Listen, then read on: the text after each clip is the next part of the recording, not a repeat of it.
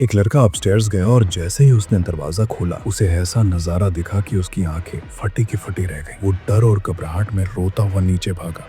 तभी उसकी माँ घर पहुंची। लड़का दौड़कर माँ को सब कुछ बताने लगा जो उसने देखा था। कुछ ही देर बाद लड़की भी पिता के कमरे से बाहर आ गई। माँ ने जैसे ही उसे देखा वो समझ गई कि कुछ बहुत गंभीर चल रहा है। गुस्से में उसने अपने पति को थप्पड़ मार दिया। असल में बात ये थी कि वो लड़की उनकी असली बेटी नहीं थी। लगभग 1 महीने पहले जब पति पत्नी अपने घर लौट रहे थे तो एक अनजान लड़की ने उन्हें रोककर कहा, मैं आपकी बेटी हूँ। उसके पास एक पुरानी फोटो भी थी जिसमें वो और उस आदमी की पुरानी गर्लफ्रेंड साथ थे। मर्द का चेहरा देखते ही तनाव में आ गया, लेकिन बेगुनाह पत्नी को गुस्सा नहीं आया। लड़की ने बताया कि वो अपनी माँ के साथ रहती थी, लेकिन कुछ समय पहले उसकी माँ की तबीयत बिगड़ गई और उसकी मृत्यु हो गई। अब उसके पास कोई सहारा नहीं था, इसलिए वो अपने जन्म पिता को खोजते हुए यहाँ आई थी। उसकी कहानी सुनकर पत्नी को तरस आ गया और उसने लड़की को घर में रहने की इजाजत दे दी। लेकिन इसके बाद घर में अजीब चीजें होने लगी। उनका बेटा जो हाई स्कूल में था, नई आई लड़की को बहन की तरह मानने लगा। पहले तो माँ को अच्छा लगा, सब परिवार जैसा ही लग रहा था। लेकिन एक रात खाने की मेज पर